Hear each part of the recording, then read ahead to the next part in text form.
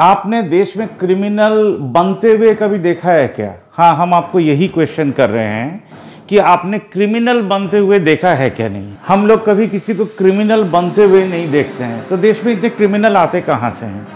आज भी जब किसान संगठन का रेड फोर्ट में चढ़ा हुआ 37 आदमी को नोटिस भेजा गया है कि आपको अरेस्ट क्यों नहीं किया जाए, आप 3 दिन में बताइए।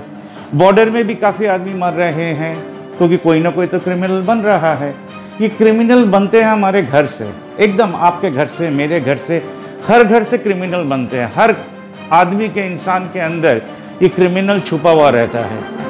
कभी कभी ऐसा कोई मौका आए तो हो सकता है आप किसी का खून कर दें, हो सकता है आप किसी का घर का सेपरेशन करने में आपका हाथ हो सकता है किसी दोस्त के प्रेम को आपने तोड़ दिया हो।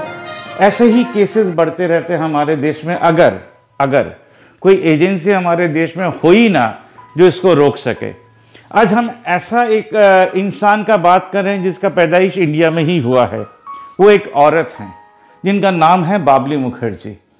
अब क्रिमिनल एंड बाबली मुखर्जी का रिलेशन क्या है? हमारे देश में क्रिमिनल कहाँ कहाँ पैदा होते हैं?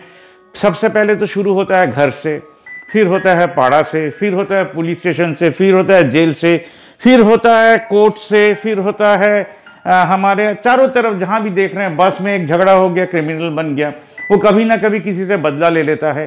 ट्रेन में किसी के साथ झगड़ा हो गया तो वो ठीक कर लेता है जो इसको उधर पकड़ के मारेंगे।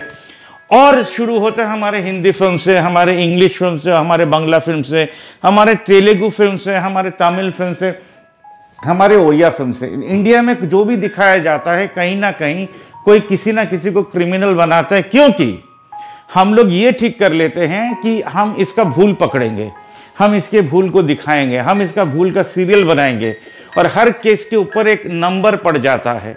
ये नंबर होता है कि इसका डेथ हो गया है, हमने इन्वेस्टिगेशन करके दिखा दिया कि हुआ क्या था।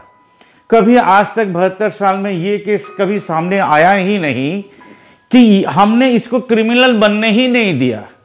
एडवांस वार्निंग सिस्टम, माने आपने कंप्लेन किया पुलिस स्टेशन में फोन से या तो व्हाट्सएप से।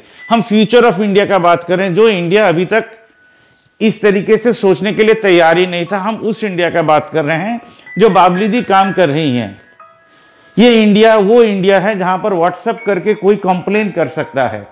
कंप्लेन करने के बाद हम लोग फोन करके उनसे पूछ लेते हैं। पूछने के बाद फिर हम लोग जाते हैं कि इसको डिसाइड करने के लिए कि ये आदमी ठीक बोल रहा है क्या नहीं।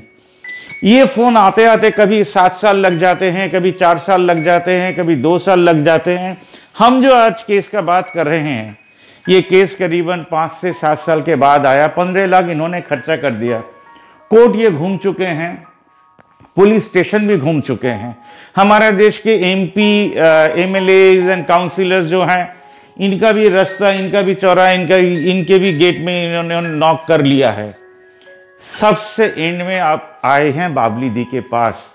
अब सुनिए थोड़ा सा डिटेल में ये कहना क्या चाह रहे हैं। इसके बाद हम लोग जो दिखाएंगे, जो बाबली दी ने एक्शन क्या लिया, जो एक्शन पुलिस को लेना चाहिए था एक तो केस एंड करने के लिए। So I request PM and CM to issue a car and an assistant for Babli Di to take care to protect her. What the government could not do, people of India can do. अगर आप लोग ऐसा सोचने लग जाएं कि हम जो काम नहीं कर सक रहे हैं वो अगर हमारे देश के आदमी लोग करने लग जाएं, जिसके लिए हमको पे नहीं करना है, जिसके लिए हमारे लिए गाड़ी था, एक असिस्टेंट ही देना है, और जो असिस्टेंट को आप दे रही हैं उनको जरूर से बोलिएगा वीडियो रिकॉर्ड करने के लिए, ताकि केस टू केस हम लोग दिखा सकें गवर्नमेंट का हेल्प लेकर कैसे केसेस सॉल्व हो रहा है। हो सकता है ये भारतवर्ष में कल कोई क्रिमिनल नहीं बनेगा ये देखकर कि अगर एक बाबली दी जो काम कर रही हैं वो देश के हर ह्यूमन राइट्स संस्था अगर करना शुरू करें, government instead of making criminals out of common people, if they start giving help to human rights संस्थास, हो सकता है कल काफी सारे केस पुलिस स्टेशन तक जा ही ना, क्रिमिनल नहीं बने और फॉल्स केसेस भी नहीं हो, हजारों लाखों रुपया भी वकील लोग के पीछे खर्चा नहीं हो, कोर्ट में केसेस कम जाएंगे, क्योंकि हमारे देश का तो पॉपुलेशन बढ़ रहा है। आज इतना बात इसलिए बोल रहे हैं क्योंकि ये पहला एपिसोड है जहां से ये ठीक कर रहे हैं हम लोग बहुत ही साधारण आदमी हैं कि देश में क्रिमिनल नहीं बनने का भी तो एक सिस्टम होगा। आपने हिंदी फिल्म में बड़ा बड़ा करके देखा ही होगा, जो जेल में कैसे क्रिमिनल्स बनते हैं। सबसे पहला उसका स्टॉपेज होता है पुलिस स्टेशन, घर से ये शुरुआत होता है। पुलिस स्टेशन आकर अगर इधर साइकोलॉजिस्ट लोग रहते तो हो सकता है देश के 90% क्रिमिनल बंद हो जाए, होना ही बंद हो जाए। बट अभी भी हमारे देश में किसी गवर्नमेंट सर्वेंट के साथ बात करने में बहुत टाइम लग जाएगा, उनको समझाने में टाइम लग जाएगा, क्योंकि वो बैठे हैं समझने के लिए। हमको लगा हम लोग जिन लोग को इलेक्टेड कर रहे हैं वो खुद ही समझ के देश का प्रॉब्लम सॉल्व कर लेंगे। इधर होता उल्टा है, आपको चिट्ठी देकर समझाना पड़ता था, वो समझते हैं बीच में 20 साल निकल जाता है। तो welcome to new India, welcome to the world of citizens. Babli दी। नमस्कार बाबली दी, আমি অমিতাভ সাহা দুর্গাপুর থেকে বলছি, বর্ধমান। আমি অনেক রকম সমস্যার মধ্যে দিয়ে পড়েছি। আমি ছোটোবেলা থেকেই আমার ফ্যামিলির ভাই বোনদের দ্বারা প্রতারিত, এবং ভাই বোনদের হাতেই আমার বাবার মৃত্যু হয়, খুন হন। তো সেই ভাই বোনরা বাবার সাথে সাথে মাকেও খুন করতে চেয়েছিল, কিন্তু আমি মাকে কোনোরকম বাঁচিয়ে রেখেছি এবং নিজেও বেঁচে আছি। সেই ভাই বোনরা সম্পত্তির লোভে বাবাকে খুন করার পরে আমাকে একটা বাজে জায়গায় বিয়ে দিয়ে দেয়। হ্যাঁ, আমাকে কিছু জানতেও দেয়নি, এবং সেই বাজে ফ্যামিলির মধ্যে আমাকে এমন করে জড়িয়ে দেয় যে সে আমার সঙ্গে কোনোদিনই সংসার করছে না। আমার ভাই বোনদের কথা মতোই সে আমার বিরুদ্ধে কেস মোকদ্দমা করে বেড়াচ্ছে। 498A, 323, 34 IPC, হ্যাঁ, অ্যাটেম্প টু মার্ডার, হ্যাঁ, বিভিন্ন রকমভাবে কেস মোকদ্দমা করেই যাচ্ছে। আমি আমার ভাই বোনদের কাছ থেকেও আমি রিলিফ পেতে চাইছি, এবং আমার শ্বশুরবাড়ির কাছ থেকেও রিলিফ পেতে চাইছি।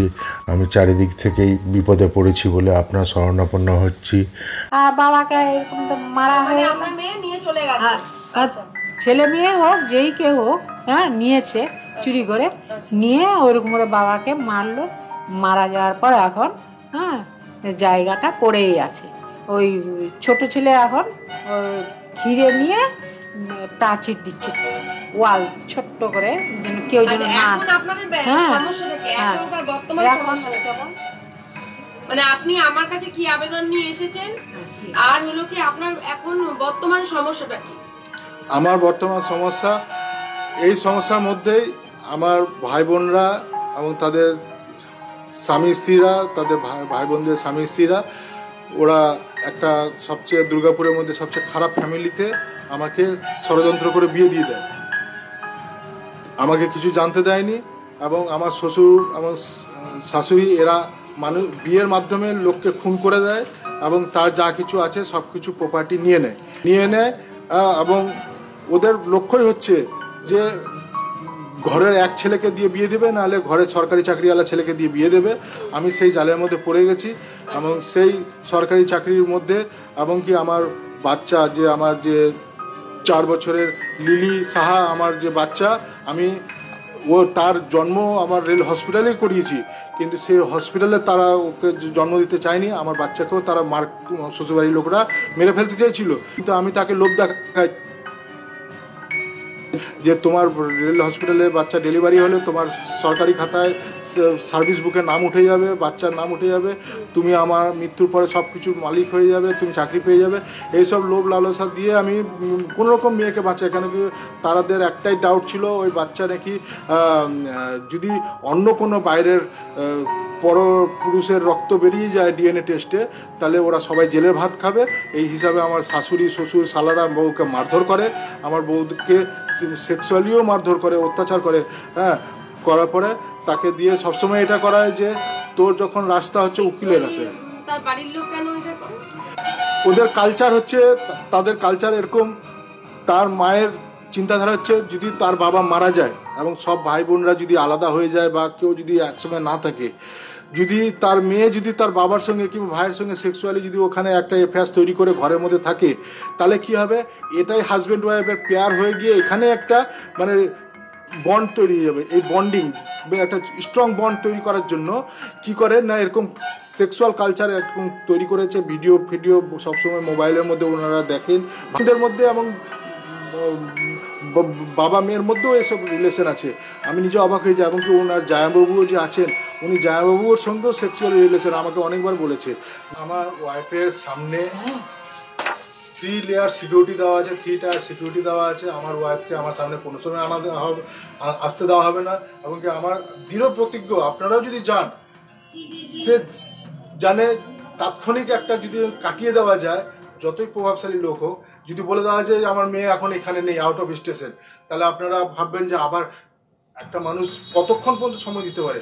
ওই জিনিসগুলোতে ওদের সব জায়গাতেই আইনগুলো জানা আছে। যদি মানে কোনোরকমভাবে ডেট পার করে দেওয়া, আপনাদের ফোন নাম্বার নিয়ে নেওয়া এবং পরে আপনাদেরকে পারচেস করা, যে কিভাবে আপনারা আমার সঙ্গে মিশে যান। বাবলি মুখার্জি হয় না, পারচেস হলে তো আমি এইভাবে লড়াই দিয়ে কাজ করতে পারতাম না। আমি সমাজে সব রকম মানুষের জন্যই কাজ করছি, যারা সমাজে বিচার পাচ্ছে না তাদের সামাজিকভাবে লড়াই দিয়ে মানুষ, আমরা জানি যে আমরা লড়াই দিলেই একটা বিচার পেতে পারি। সেটা আমার পরিবারই হোক, আমার পরিবারেও যদি কোনো অশান্তি হয় সেখানেও যেমন লড়াই দিয়ে ভালোবেসে স্নেহ মায়া মমতা দিয়েই তো একটা সংসার টিকে থাকে। তো আমি মনে করি যে সমাজটাও ঠিক তাই, সমাজে যেখানে যেটা দরকার তখন সেটা সেখানে করতে পারলে আশা করি প্রতিবাদের মতো প্রতিবাদ যদি কেউ করতে পারে এবং সত্য পথে চলে যদি প্রতিবাদ করতে পারে, তার একদিন বিচার পাওয়া যাবেই, এটাই আমি জানি। তা আমি যদি নিজের জন্য, প্রত্যেকটা মানুষ এখন নিজের জন্য লড়াই দিচ্ছে, নিজের বিচার পাওয়ার জন্য লড়াই দিচ্ছে, নিজেকে ঠিক রাখার জন্য, নিজের পরিবারকে ঠিক রাখার জন্য। না, আমি তো আমার পরিবারে তো আমার লড়াই নেই। তাহলে আমি যদি দেখছি আমার পরিবার যখন ভালো আছে, আর 5টা পরিবারকে যদি আমি ঠিক রাখতে পারি, তাহলে আমি তাদের জন্য লড়াই দেবো, সেই মানসিকতা আমার আছে। आपने दुर्गापुर का ये केस तो सुना, आपने सुना बाबली दी ने उनको क्या कहा, आपने सुना जादू का बात, मंत्र का बात, तंत्र का बात, आपने सुना कोर्ट का बात, पुलिस का बात, एमएलए का बात, एमपी का बात। इसके बाद आप ये सोच रहे होंगे कि हम लोग ये क्या देख रहे हैं स्क्रीन में।